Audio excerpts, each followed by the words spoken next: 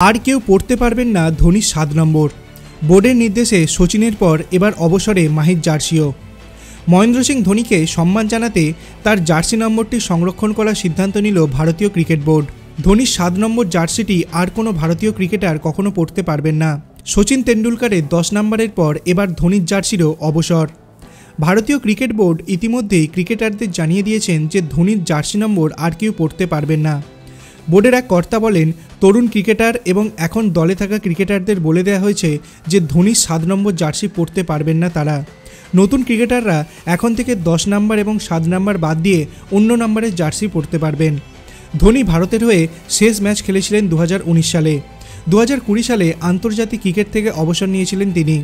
তারপর থেকে যদিও কোনো ভারতীয় ক্রিকেটারই ৭ নম্বর জার্সি পরেননি। সচিনের ১০ নম্বর জার্সিও তুলে রাখা হয়েছে।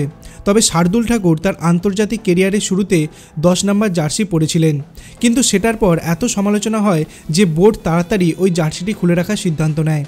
ধোনির জার্সির ক্ষেত্রেও এবার একই সিদ্ধান্ত নিল বিসিসিআই। এই মুহূর্তে ৬০টি নম্বরের জার্সি ক্রিকেটারদের জন্য রয়েছে। বোর্ডের ওই কর্তা বলেন, এই মুহূর্তে ৬০টি নম্বর রয়েছে ভারতীয় ক্রিকেটারদের জন্য। যারা জাতীয় দলে রয়েছেন তারা ছাড়াও যেসব ক্রিকেটার ভারতীয় দলে ঢোকার জন্য লড়াই করছেন তারা ওই ৬০টি নম্বরের থেকে নিজেদের জার্সি নম্বর বেছে নিতে পারবে। যদি কোনো ক্রিকেটার দল থেকে বাদ পড়ে যায় তাহলে আমরা তার জার্সি নাম্বারটি কাউকে দিয়ে দিই না।